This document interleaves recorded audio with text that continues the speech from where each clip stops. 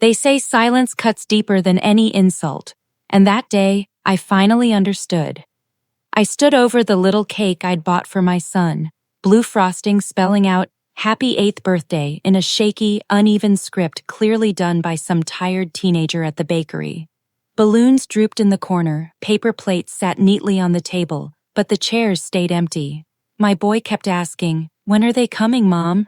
I smiled and lied, saying maybe they were stuck in traffic, maybe Grandma got lost, maybe his aunts were just running late. But deep down, I knew no one was coming.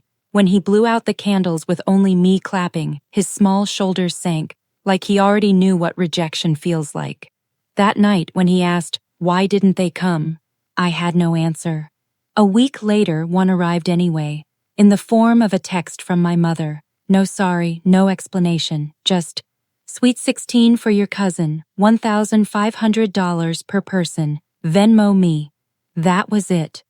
They'd skipped my son's birthday but had the nerve to send me a bill. I stared at that message until my hand trembled, not from sadness anymore, but from rage that burned sharp and clear. I used to believe family was forever. I showed up for them on holidays, sent money when they needed it, made excuses when they failed me. I thought blood meant loyalty. But that night, as I looked at the melted wax from his lonely candles, I realized blood had left my child sitting in an empty room, waiting for people who never cared enough to come. That was the moment my patience died.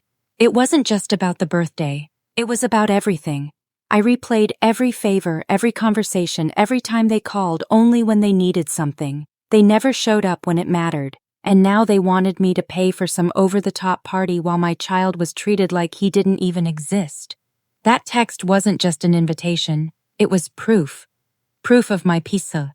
Lace in their little hierarchy, a useful wallet, a disposable person. But I didn't lash out, I chose precision. I sent exactly $1, not $1,500, not zero, just one. Enough for them to know I saw their demand, enough to make a point. The note read simply, "Congratulations." No warmth, no forgiveness. Just quiet steel wrapped in politeness.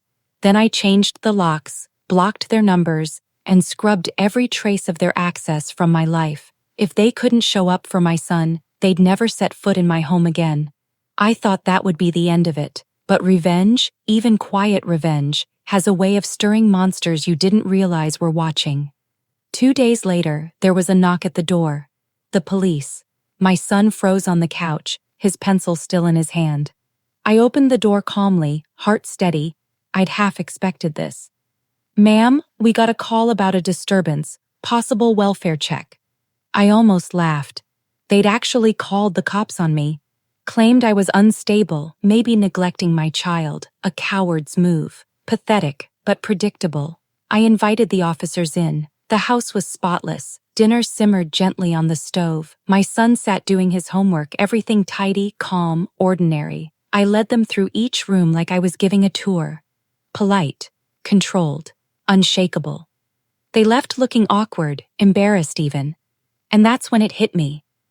This wasn't just neglect anymore. It was sabotage. My family didn't just want to ignore me. They wanted to destroy me. That realization changed everything. So I began to end it, quietly, piece by piece. Every shared account, closed. Every spare key floating around, replaced. Every picture of them in my home, gone. My mother had always relied on me to cover her bills. Without a word, I canceled every autopay linked to my account. Her utilities, car insurance, all of it vanished overnight. My sister used my address for her deliveries. I returned every single package marked recipient unknown. They started feeling the cracks before they even realized I was the one pulling the strings. Then came my final move. That sweet 16 they'd bragged about nonstop. I called the venue. My name was still listed as an emergency contact from the last event I'd helped organize. I calmly told them the payment method they had on file wasn't authorized, that the person booking had a history of fraud. The reservation froze instantly. By the time my mother figured it out, she was scrambling, paying triple for last-minute replacements, humiliated in front of everyone. They'd wanted my money. Instead, they got my silence and their own chaos. When my mother finally reached me through a new number, Her voice was shaking with rage. "How could you do this to family?" she hissed. I let the silence stretch until it hurt. Then I said, "Family? My son cried into his cake while you all ignored him. That was the day you stopped being family. Everything after that is just business." She screamed. I hung up. That was the last time I ever heard her voice. Now, I tell myself I did it for my son, so he'd know his mother wasn't weak. That silence doesn't mean surrender. He doesn't know the details. He doesn't have to. All he knows is that his mom showed up when no one else did.